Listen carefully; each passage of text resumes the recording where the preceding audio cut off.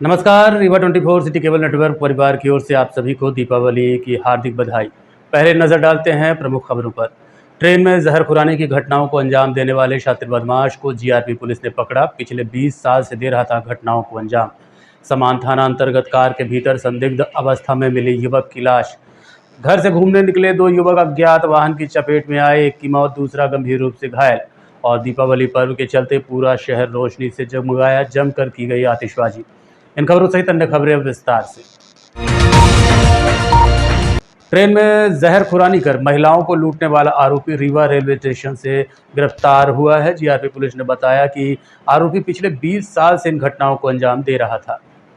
GRP police ने पत्रकार वार्ता के दौरान बताया कि पिछले 12 अक्टूबर को आरोपी ने 2 महिलाओं को लूट की घटना का शिकार बनाया था। महिलाएं रीवा से बिलासपुर सफर कर रही थी, जिसमें ये भी सवार हो गया और बातों बातों में चालाकी से उनके चाय में नशीला पदार्थ मिलाकर कटनी स्टेशन पर उतर गया। इस दौरान उसने मंगलसूत्र, चैन, नकदी सहित कई अन्य सामान पार कर दिए। पुलिस ने आरोपी को सीसीटीवी फुटेज के आधार पर ढूंढना शुरू किया और रेलवे स्टेशन रीवा में दिख गया, जिसके बाद आरोपी राजेश अरोड़ा को गिरफ्तार कर लिया गया। राजेश की उम्र 59 साल की है और वो गाजियाबाद यूपी का रहने वाला है। जीआरपी पुलिस ने बताया कि पिछले 20 साल से वो लगातार ऐसी घटनाओं को अंजाम दे रहा था, जिसके खिलाफ रीवा के अलावा कटनी, नरसिंहपुर, जबलपुर सहित उत्तर प्रदेश के कई राज्यों में मामले दर्ज हैं। वैसे निर्देश मिला था कि त्योहारों के मंदिर रखते हुए अधिक भीड़ होने का स्टेशन पर अधिक सुरक्षा तैनात की जाए, जिस कारण हम लोग प्लेटफार्म पे रवाना हुए टीम को लेकर दिनांक 12/10/24 को घटना करने वाले आरोपी की फुटेज आरपीएफ द्वारा देखी गई, जो आज दिनांक 30/10/24 को संदेही उसी हुलिया का प्लेटफार्म नंबर 1 पर CNW ऑफिस के सामने बैठा मिला, जिससे फुटेज और फोटो की मिलान की गई। जो उसी प्रकार का व्यक्ति मिला, जिससे नाम पता पूछा तो उसने बताया कि मेरा नाम राजेश अरोड़ा है और पिता का नाम राम बहादुर अरोड़ा है। उम्र 59 साल का हूँ। निवासी है F/3 न्यू कबीर नगर फरीदाबाद का रहने वाला हूँ। जो मैं करीब 20 साल से अपने घर से निकला हुआ हूँ और ट्रेनों में इसी प्रकार की घटना जहरखुरानी वगैरह करता हूँ। इसने कई जगह घटनाएं करी हुई हैं, यूपी में भी करी हुई हैं, अपने MP में इसके सबसे पहले MP में नरसिंहपुर में की थी, जो 7 साल से जेल काट कर छूटा। उसके बाद फिर इसने शहडोल में की थी, तो उस केस में ये बरी हो गया। फिर जबलपुर में किया इसने, वो कटनी में किया। कटनी के बाद ये 12/10/24 को रीवांचल बिलासपुर एक्सप्रेस में प्लेटफार्म नंबर 2 पर महिला बैठी थी जो शहडोल जा रही थी। उन्होंने बताया कि आप कहाँ जा हुए थे। इन्होंने कहा मैं भी शहडोल चलूँगा। तो बोलो ठीक, मेरे को भी शहडोल जाना है। इन्होंने 1 नंबर प्लेटफार्म से उठाकर उन महिलाओं को प्लेटफार्म नंबर 4 पे ले गया। 4 पे ले जाने के बाद उस डब्बे में लास्ट में कोई यात्री नहीं था, उसमें बिठा दिया। बात करता रहा। इसके बाद सतना आने से पहले इन्हें बोला कि मैं सतना रेलवे स्टेशन में आपको अच्छी चाय पिलाऊंगा। सतना जैसे स्टेशन आया, इन्होंने चाय पानी लेकर आया, तो चाय में इन्होंने 2 गोलियां जहर की 81-2 mg की गोलियां खिलाई और वो महिला बेहोश हो गई। इस व्यक्ति ने उनके गले से मंगलसूत्र 5 नग वाला एवं सोने की चैन एवं कुछ रुपया चोरी कर कटनी उतर गया है। फिर दोबारा ये इस प्रकार की घटना करने के लिए आज सुबह आया था, जिसको हुलिया के आधार पर संदेह के आधार पकड़ा, थाने में पूछताछ करी, अपराध स्वीकार किया। आरोपी ने अपने बैग से जो उस दिन का चोरी किया सामान रखा हुआ था, जो बरामद किया गया, बताया कि मेरा कोई घर द्वार नहीं है, जो भी करता हूँ यहीं बैग में रख लेता हूँ, जब भी आवश्यकता होती है मैं बेच देता हूँ। लोगों को जहरखुरानी का शिकार ये अक्सर कैसे तरीके से बनाते हैं? ये चाय पानी में या और बिस्किट नहीं, ये चाय और पानी में देता है। वो गोलियों को घोल लेता है, कहता है आप चाय पियोगे, तो जाता है तत्काल चाय ले लेता है और उसमें डाल देता है तोड़ के बारीक करके, और महिलाएं पीती हैं विश्वास में। नहीं बदलता? नहीं, चाय का टेस्ट में ये क्या है कि चटनी रखे रहता है अपने पास, और कुछ अगर कोई चीज़ खाता है, चटनी है, नमकीन, तो ऊपर से उनको दे देता है। ये अकेला ही वारदात करता है। बता रहा है कि 20 साल हो गए मैं अकेले ही वारदात कर, कोई मेरा साथी नहीं है। तो 20 साल में भी ये कभी पकड़ा नहीं गया? नहीं, अपने क्षेत्र में ये पहली घटना है। माल कितना बरामद हुआ? ये माल में हुआ है 97,000 का, जितना गया था वो बरामद हो गया। अब पैसा नकदी नहीं है, नकदी तो खाने पीने में खर्च कर लिए उसने। 2000 रुपये थे, 8500 तो 8-10 दिन हो गए खर्च कर लिए। आरोपी के ऊपर अभी कहाँ मुकदमा दर्ज है? हाँ, आरोपी के खिलाफ है यूपी में है, उसके बाद नरसिंहपुर में है, शहडोल में है, कटनी में है। इसका क्या नाम है, कहाँ रहने वाला? ये रहने वाला राजेश अरोड़ा है और फिर राजू, पिता का नाम राम बहादुर अरोड़ा, उम्र 59 साल, निवासी F/E3 न्यू कबीर नगर गाजियाबाद। तो सर 20 साल में तो सर इसने बहुत लोगों को अपना निशाना बिल्कुल बनाया है, बिल्कुल बना। इन्होंने सामान चुराते थे, अभी तक तो ये बेचते थे जहाँ के हमके ऊपर कोई कार्रवाई नहीं, जो आप बेचते हैं, लेकिन अपन अभी टीम गई थी बनारस, लेकिन बनारस में क्या इस अपराध से मसरूका इसने नहीं बेचा, तो वहाँ से हम पुलिस वापस आ चुकी है। 2 बार गई थी, आज भी गया था, लेकिन वहाँ की पुलिस ने भी मदद नहीं की अपन को और बोल दिया त्यौहार के बाद ही आना। इसने पहले बेचा है वहाँ पर, ऐसा नहीं है, बेचा है। कटनी में बेचा था, वहाँ बरामद हो गया है। नरसिंहपुर में दिया, वहाँ बरामद हो गया। सोनियों को बेचा, मुलजिम सोनी भी बनते हैं, ऐसा नहीं है। ये इतने दिन से लोगों को जहर पीने का शिकार बना रहा है, ये पैसे का करता क्या, अपनी जीविका चलाने के लिए या फिर नशा? नहीं, ये कुछ दारू भी पीता है, नशा भी करता है, सब कुछ काम करता है। और घर द्वार इसका कुछ भी नहीं है, ना कोई किराए के मकान में रहता है, ट्रेनों में हमेशा सफर करता रहता है। संजय गांधी अस्पताल में कार्यरत आउटसोर्स कर्मचारियों ने 13 सूत्री मांगों को लेकर अधिष्ठाता श्याम शाह चिकित्सा महाविद्यालय को ज्ञापन सौंपा है। उनका कहना है कि जिस कंपनी के तहत वो काम कर रहे हैं वो उनकी मांगें पूरा नहीं कर रही है। संजय गांधी अस्पताल में कार्यरत आउटसोर्स कर्मचारी, जिसमें सफाई कर्मचारी और सुरक्षा गार्ड आदि शामिल हैं, उन्होंने अपनी 13 सूत्रीय मांगों को लेकर आज काली पट्टी बांधकर विरोध जताया और कहा कि अगर जल्दी ही हमारी मांगें पूरी नहीं होती तो हम हड़ताल पर चले जाएंगे। दरअसल आउटसोर्स कर्मचारियों को एजाइल कंपनी के माध्यम से काम पर रखा गया है, जिनके तनख्वाह, ड्रेस, सुरक्षा आदि की व्यवस्था कंपनी को करनी होती है।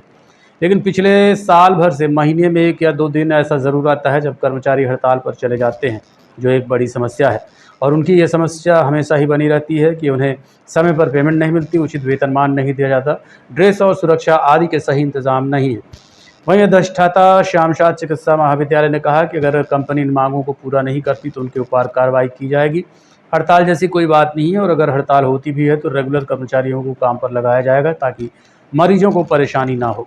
तो वापसी की मांग को लेकर संस्था और कंपनी को अवगत कराना चाहते हैं इस माध्यम से, और बताना चाहेंगे कि विगत पूर्व 15 दिवस पहले हमने कंपनी और संस्था को 13 सूत्री मांगों को लेकर एक ज्ञापन सौंपा था, जिसमें ग्रेजुएटी एक्ट का लाभ मिले, EPF कटे, ESI कार्ड का सभी हमारे कर्मचारियों को लाभ मिले, ड्रेस का आवंटन हो। कंपनी जो हम लोग ये मतलब पूरा भारतवर्ष जानता है कि एक संक्रमण के क्षेत्र में काम करते हैं, तो उसके लिए सेफ्टी की चीज़ें मिलनी चाहिए, केमिकल हैं, मास्क हैं, ग्लव्स हैं, तो हम लोग ये सब चीज़ें नहीं प्रोवाइड कराई जाती। इन्हीं सब चीज़ों को लेके हमने 13 सूत्री मांगे रखी थी, जो जिनको अभी तक नहीं माना गया है। तो आज उसका मंथ का लास्ट दिवस है और दीपावली का पर्व भी है, तो इस पर्व में हम अपने सभी कर्मचारियों को और पूरे भारतवर्ष के सभी जनमानस को शुभकामनाएं भी देना चाहते हैं। और इसलिए हम लोगों की हड़तालें पूर्व में भी हो जाती, और इसलिए नहीं किया कि अभी राष्ट्रीय पर्व है, दीपावली दीपोत्सव का पर्व चल रहा, तो नहीं करना चाहते। कितने लोग का सहयोग मिल रहा है आपके विरोध? देखिए, आउटसोर्स के सारे अस्थायी कर्मचारी, चाहे हमारे सफाई साथी हों, वार्ड बॉय और गार्ड, लैब टेक्नीशियन, जितने भी हमारे आउटसोर्स के माध्यम से संस्था में कार्यरत हैं, चाहे खाना के वितरण में हो, चाहे कचरा फेंकने वाले साथी हों, सब हमारे समर्थन में हैं। लगभग अभी तो पुराना डाटा जो है 760 का है, वो सब हमारे साथ हैं। और हम लोग की जो ये मांगें हैं ये जायज़ हैं, तो इन मांगों को गुमराह करने के लिए हमारे 5 अस्थायी कर्मचारियों को स्थानांतरण और निलंबन की उनके प्रति कार्रवाई की गई है, जो बेबुनियाद है। और मध्य प्रदेश शासन द्वारा 2200 रुपये मानदेय जो बढ़ाया गया था, कंपनी के द्वारा बेबुनियाद आरोप लगाए गए हैं कि आप लोगों ने जब उसका मानदेय काटा गया है तो आप लोगों ने हड़ताल की है। तो हम बताना चाहेंगे कि हम लोगों के द्वारा कोई भी प्रकार उस दरमियान हड़ताल नहीं की गई। हमने संस्था के अधिष्ठाता महोदय के पास जाके सामूहिक रूप से अवगत कराया, तो कंपनी के द्वारा किए गए बेबुनियाद और मनमानी ढंग कार्यप्रणाली का पर्दाफाश हुआ और कंपनी ने तत्काल प्रभाव से राशि की वापसी कराई। तो अगर हम लोग गलत होते तो वो राशि क्यों वापस आती? तो ये मनमानी आए दिन ड्रेस नहीं देगी, केमिकल सफाई का नहीं देगी, जो मशीनें हैं उन मशीनों का 4 की संख्या है तो वो 1 हैं, और अगर हम उनकी मांगे रखते हैं तो हमको स्थानांतरण किया जाता है, हमारे ऊपर दबाव बनाया जाता है काम को लेके। तो यही सब चीज़ें हमारी मांगे। ये एजाइल एजाइल है। और दुर्भाग्य की बात तो ये है कि हाइट्स कंपनी है, उसकी पेटी पर एजाइल काम कर रही है। क्या नाम है आपका? हमारा नाम शिवेंद्र कुमार पांडे है। सफाई कर्मचारी और सारे हड़ताल पे सिक्योरिटी गार्ड काली पट्टी बांध के आज प्रदर्शन कर रहे हैं, क्या आगे आपकी तरफ से? उनकी अपनी बोनस वगैरह को लेकर संबंध में मुझे जानकारी मिली है कि बोनस को लेकर अपनी कंपनी के जो अधिकारी हैं, उनकी कंपनी के एजाइल के और हाइट्स के, उनसे कुछ मांगे हैं, उसको लेकर उनका प्रदर्शन है, विरोध प्रदर्शन। इसका हमसे लेना देना नहीं है, ये कंपनी के अधिकारी जाने। बट व्यवस्था तो अस्पताल की बिगड़ सकती है। कल बोल रहे हैं कि कल से शायद हड़ताल पे जा रहे हो। नहीं, हमने इस बात के लेकर उनसे बात की है कि यदि कोई ऐसा ड्यू है जो आप देते थे और नहीं दिए हैं तो आप तत्काल उनको पेमेंट करें या उनसे बात करें। और उन्होंने आश्वासन दिया है कि हम व्यवस्थाओं को बिगड़ने नहीं देंगे। अगर कल हड़ताल पे बातें सामने आती नहीं तो हम जैसे पहले ही वैकल्पिक व्यवस्थाएं करते रहे कि हमारे जो शासकीय कर्मचारी होते हैं वो तो रहते हैं हड़ताल, वो तो हड़ताल पे नहीं जाते। और हड़ताल किसी भी तरीके से स्वीकार्य नहीं है, प्राइवेट कंपनी है, उनको ये मैनेज करना होगा, अन्यथा उसका दंड वो भोगेंगे। प्राइवेट कंपनी पे जुर्माना कार्रवाई बिल्कुल 100%। रीवा के संजय गांधी अस्पताल में आज एक नई शुरुआत की गई। आज अस्पताल के उन सभी कर्मचारियों के साथ दीपावली मनाई गई जो अस्पताल प्रबंधन की नींव है। रीवा के संजय गांधी अस्पताल में आज डॉक्टरों की ओर से एक नई शुरुआत की गई। आज दीपावली की पर्व के चलते अस्पताल के चतुर्थ श्रेणी कर्मचारी, जिसमें सफाई कर्मी, वार्ड बॉय, सुरक्षा कर्मी, स्वीपर व वो सभी कर्मचारी जिनके बिना अस्पताल प्रबंधन का काम चल ही नहीं सकता, उनके साथ दीपावली मनाई गई। इस दौरान मिठाई खिलाकर उनका स्वागत किया गया।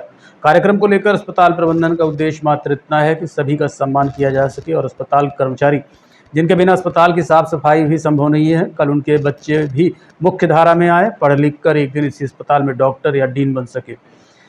इस दौरान सफाई कर्मचारियों में काफ़ी उत्साह देखा गया। कर्मचारी भी खुशी खुशी आगे आए और मिठाइयाँ ली। कोई कार्यक्रम नहीं था दिवाली मतलब सेलिब्रेट करने के लिए। मैं चाहता था जो हमारे अस्पताल के कर्मचारी हैं, 3rd 4th ग्रेड कर्मचारी जो हैं, sweeper, ward boy, liftman, guard, driver है और अपने नर्स, वो बॉसिंग स्टाफ है, या जितने भी ऐसे लोअर ग्रेड कर्मचारी हैं, उनको हम उनके साथ ये दिवाली शुरुआत करें, ताकि मैं चाहता हूँ कि वो हमारी खुशी में शामिल हों। उन्हें भी कभी ऐसा ना लगे कि हम उनसे अलग हैं। वो हमारे अस्पताल का बहुत ही ज़रूरी पार्ट है और किसी भी कीमत पर उन्हें भुलाया नहीं जाना चाहिए।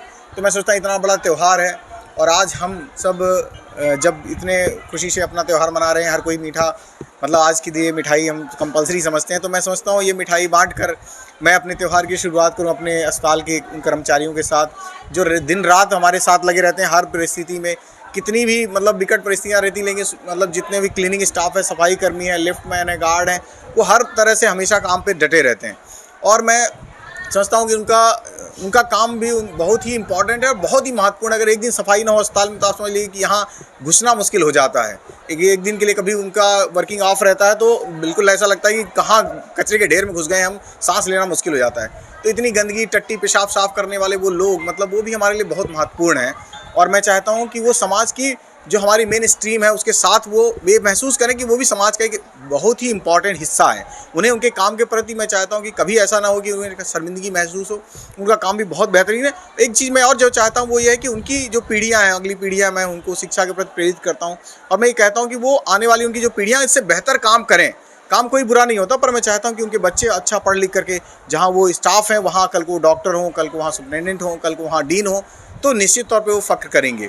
और ये मेरी हमेशा से मंशा रही है कि मैंने हमेशा उनको उदाहरण दिए हैं कि आप ऐसे हैं तो इसका मतलब ये नहीं कि आपके बच्चे में कोई कमी है। आप बच्चे को अच्छा माहौल देंगे, अच्छी स्कूल देंगे, अच्छा शिक्षक देंगे तो निश्चित तौर पे कल को वो बहुत बेहतर करेगा। तो इन्हीं शुभकामनाओं के साथ में सिर्फ ये त्यौहार उनके साथ सेलिब्रेट कर। बाइक से घूमने निकले 2 युवक ज्ञात वाहन की चपेट में आ गए, जिसमें से एक की मौत हो गई जबकि दूसरे का इलाज जारी है। घटना के संबंध में मृतक बीरू विश्वकर्मा के पिता ने बताया कि घटना के दिन उनके बच्चे घूमने के लिए निकले, लेकिन मैंने मना कर दिया और कहा कि आज दीपावली है, मत जाओ। तो उन्होंने मना कर दिया, लेकिन थोड़ी देर बाद अपने दोस्त के साथ घूमने निकल गए और फ़ोन पर बताया कि मैं थोड़ी देर से लौट आऊँगा। लेकिन 1 बजे के आसपास अस्पताल से फ़ोन आया कि आपके बच्चे का एक्सीडेंट हो गया। जब वहाँ पहुँचा तो पता चला कि एक्सीडेंट के दौरान मौके पर ही मौत हो गई, जबकि इसका एक अन्य दोस्त गंभीर रूप से घायल है, इलाज जारी है। घायल युवक का नाम निखिल रावत है जो तहरा का रहने वाला है, जबकि बीरू घूगर मोहल्ले का रहने वाला था। बस स्टैंड में उसकी मोटर गैरेज की दुकान है जहां वो काम करता था।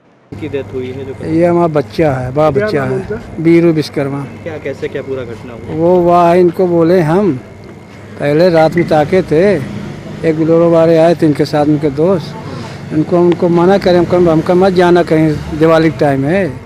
बोले ठीक पापा नहीं जाएंगे हम। उसके बाद में फिर इनको फिर फ़ोन लगाए दुकान से, बोले पापा हम आते हैं 1 आध घंटे बाद, इतने हमको मालूम हुआ। उसके बाद में हम इनको ताके थे 11-12 बजे तक ताके थे। उसके बाद हम सो गए, इतने फ़ोन आया हमको 1:20 में इनका एक्सीडेंट हो गया ये। फिर इसके बाद हम संजय गांधी आए, हम आए, लड़की आई, मैडम मेरी आई, सब पता करें। जब जिनके एक्सीडेंट हुआ था उनसे पूछे, वो बोले बच्चा आपका ख़त्म हो गया स्पॉट में। और लोग कौन थे साथ में?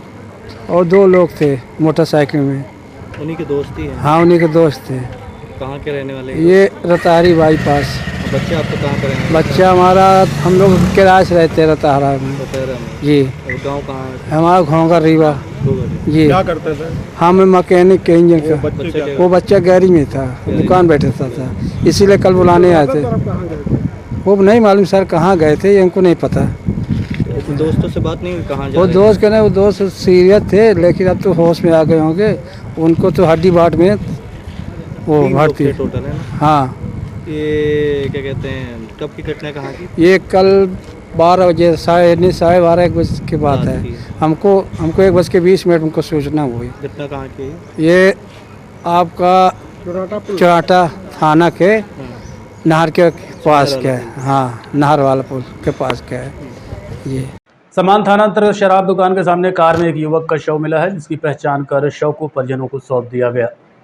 घटना के संबंध में युवक के भाई ने बताया कि उनके बड़े भाई सूर्यभान पांडे नागपुर में कोर्ट में नौकरी करते हैं। जिस दिन उन्हें जाना था उसी दिन घर से सब्जी लाने को बोल कर निकले, लेकिन जब बहुत देर तक नहीं लौटे तो उनकी पता तलाश की गई। इसी बीच सूचना मिली कि सूर्यभान की कार में लाश बरामद हुई है। मृतक के भाई ने बताया कि जिवला में उनका मकान बन रहा था, जिसके लिए वो सुबह 8 बजे निकले थे।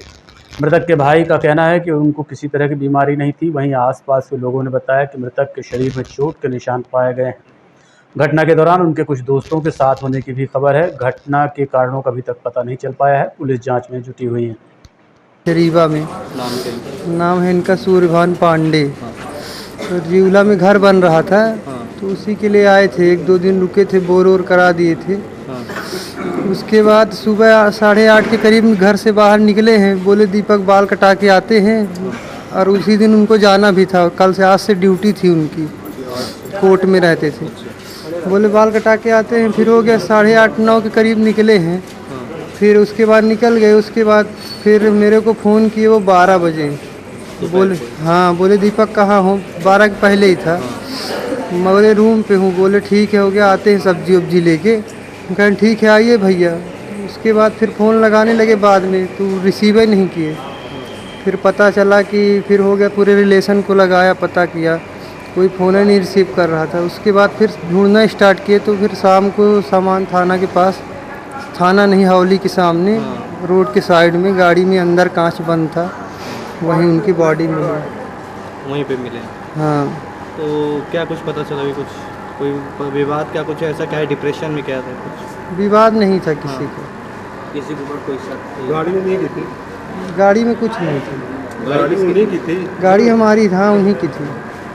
कहाँ पे क्या काम करते हैं? ये नागपुर हाई कोर्ट में है। किस पद पे है? बाबू है। बाबू। तबीयत पहले ख़राब थी, लेकिन अब दवाई चल रही थी, ठीक हो गया था। छुट्टी में आए थे 3-4 दिन की। तो वही मेरा नाम दीपक पांडे है। जो मृतक है उनका सूर्यभान पांडे। यहाँ पे निवासी यहाँ पे यहीं पे ग्राम जिवला में। देखते रहिए Rewa 24 news city cable network. मिलते हैं छोटे से ब्रेक के बाद। हड्डी जोड़ एवं रीढ़ रोग तथा स्त्री रोग एवं प्रसूति रोग का इलाज एक ही छत के नीचे। विघ्नहर्ता hospital and trauma centre, hotel landmark के पास, रतहरा, रीवा। डॉक्टर संतोष सोनी, पूर्व चिकित्सक, बॉम्बे हॉस्पिटल, मुंबई। हड्डी जोड़ एवं रीढ़ रोग विशेषज्ञ, छोटे चीरे एवं दूरबीन विधि द्वारा हाथ तथा पैर की हड्डियों का ऑपरेशन। गठियाबात, जटिल एवं बिगड़े हुए फ्रैक्चर का बेहतर इलाज करते हैं डॉक्टर संतोष सोनी। विघ्नहर्ता हॉस्पिटल ट्रॉमा सेंटर में ही स्त्री एवं प्रसूत रोग विशेषज्ञ डॉक्टर शैलजा सोनी भी उपलब्ध हैं, जिनकी देखरेख में नॉर्मल डिलीवरी, सिजेरियन ऑपरेशन एवं बच्चेदानी से संबंधित ऑपरेशन की बेहतर सुविधा। संतानहीन दंपत्ति तत्काल संपर्क करें। विघ्नहर्ता hospital and trauma centre, hotel landmark के पास, रतहरा, रीवा। सुविधाजनक एवं सफल इलाज हेतु आज ही संपर्क करें।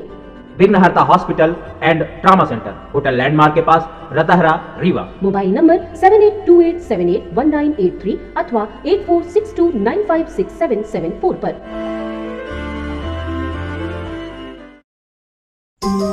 Pentium point group of institutions BCI, PCI, AICTE नई दिल्ली व उच्च शिक्षा मध्य प्रदेश शासन द्वारा मान्यता प्राप्त तथा APSU रीवा और RGPV भोपाल से संबद्ध Pentium point group of institutions.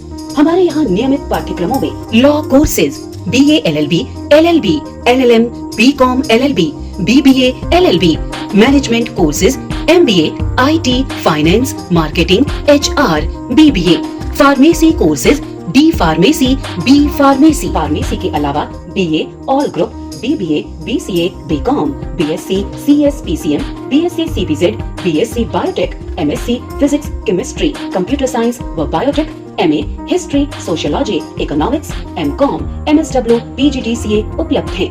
सन 2002 से लगातार आपकी सेवा में तत्पर Pentium point group of institutions. हमारे यहाँ उपलब्ध सुविधाएं, hi tech infrastructure, highly qualified and experienced faculties, free bus facility for separate boys and girls, 500 computers with high-tech computer lab, AC auditorium, research level biotech lab, free e-library and e-journals। तो हमारा पता याद रखें, हमारा हेड ऑफिस है 24 हेडगेवार नगर, college चौक, रीवा। हमारे college campus हैं Karahiya Simaria road, Rewa और हरदी सिमरिया रोड, रीवा। अधिक जानकारी के लिए हमें इन नंबर्स पर संपर्क करें। अपने बच्चों के उज्जवल भविष्य के लिए संपर्क करें Pentium point group of institutions. Rewa के शिव सिंह समाजवादी पार्टी के सचिव बनाए गए हैं। रीवा जिले से शिव सिंह को समाजवादी पार्टी का सचिव घोषित किया गया है। शिव सिंह काफ़ी लंबे समय से समाज पार्टी में रहे हैं। इसके अलावा एडवोकेट के रूप में भी जाने जाते हैं। अक्सर सामाजिक मुद्दों को मुखरता से सामने लाने वाले शिव सिंह समाजवादी विचारधारा के हैं। हमसे बातचीत के दौरान उन्होंने बताया कि आज भी रीवा में समाजवादी विचारधारा के बहुत से नेता हैं जो उच्च पदों पर आसीन रहे हैं। उन्हें इस बात की खुशी है कि पार्टी हाईकमान अखिलेश यादव ने उन्हें इस पद के लिए चुना है। इस जिम्मेदारी को पूरी ईमानदारी से निभाएंगे। और पूरे समाजवादी परिवार को कि जिन्होंने मुझे इस लायक समझा और ये बड़ी जिम्मेदारी सौंपी, मैं उसको निभाने का काम करूंगा। और जो माननीय अखिलेश यादव जी का सपना है, समाजवादी पार्टी का उद्देश्य है, उसको हम पूरा करेंगे। और जिस तरह से पूरे देश में आज तीसरी ताकत, सबसे बड़ी तीसरी ताकत समाजवादी पार्टी बनी है, तो कहीं न कहीं माननीय अखिलेश यादव जी सबको जो है भागीदारी अनुसार उनको जिम्मेदारी दे रहे हैं, उनको पदों पर बैठाने का काम कर रहे हैं, उनको चुनाव क्षेत्र में प्रत्याशी बनाने का काम कर रहे हैं, जिससे सारे सिस्टम को बदला जा सके और एक अच्छा भारत बनाने का उनका जो सपना है, जो संकल्प है, वो पूरा हो सके। उस उद्देश्य की भरपाई के लिए मैं उनके निर्देशों का पालन करते हुए सतत संघर्ष करूंगा। और पार्टी को मैं चाहूँगा कि मध्य प्रदेश में, बिंद में और जहां भी मेरी ज़रूरत होगी, हम उसको पूरा करेंगे और लगातार हम जो है पार्टी के लिए काम करेंगे। यही हम आपसे कहना चाहते हैं। रीवा से ही क्यों चुना गया राष्ट्रीय सचिव? देखिए, रीवा समाजवादियों का गढ़ है। यहाँ एक बड़ी लंबी लिस्ट है समाजवादियों की। बहुत सारे हमारे माननीय समाजवादी इस दुनिया में नहीं रहे, मैं उनको नमन करता हूँ। और बहुत समाजवादी यहाँ पर समाजवादी विचारधारा के लोग आज भी जो है मौजूद हैं, जिनको मैं बधाई देता हूँ। और मैं उनके पद चिन्हों पर चल करके मैं काम करूँगा। और रीवा में जिस तरह से बड़ी बड़ी हस्तियाँ समाजवादी विचारधारा में रही और रीवा को आगे बढ़ाने का काम किया, तमाम ऊपर तक उन्होंने जिम्मेदारी निभाई। देश में चाहे संसद में हो, चाहे प्रदेश की राजनीति में हो, यहाँ के समाजवादी ही जो है रह करके और यहाँ के लोगों आवाम की सेवा करते रहे, तो इसलिए उन्होंने हमें जिम्मेदारी दी है। कितने सांसद समाजवादी से रह चुके हैं और कितने विधायक? क्या रीवा से तो मेरी जानकारी में बहुत सारे विधायक सांसद समाजवादी से रह चुके हैं, जो समाजवादी विचारधारा के लोग हैं। चाहे पंडित यमुना प्रसाद शास्त्री जी रहे हों, चाहे पंडित श्रीनिवास तिवारी जी रहे हों, वो भी कहीं न कहीं समाजवादी छाप उनमें थी। और हमारे जो राजनीतिक गुरु थे स्वर्गीय राम लखन सिंह जी और प्रेमलाल मिश्रा जी, एक बहुत लंबी कड़ी है। आज हम वर्तमान के जो सांसद हैं पंडित जनार्दन मिश्र जी जो बीजेपी से हैं, वो भी बहुत बड़े समाजवादी रहे हैं। हो गया समय, परिस्थितियां बदलती रहती हैं, लोगों ने दल बदला तो ये अलग बात है, लेकिन ये गढ़ रहा है। और मैं चाहूँगा कि मैं सारे समाजवादी जो भी आज यहाँ पर मौजूद हैं, हमारे बुजुर्ग मौजूद हैं समाजवादी विचारधारा के लोग, हम उनसे मिलेंगे, उनका सम्मान करेंगे और हम चाहेंगे कि जो एक माननीय मुलायम सिंह यादव जी का जो सपना था उसको पूरा करने के लिए हम सबसे बात करेंगे और इस समाजवादी विचारधारा को फिर से रीवा में जो है मजबूत करने का काम करेंगे। आज के अंक में इतना ही। देखते रहिए रीवा 24 न्यूज़। नमस्कार।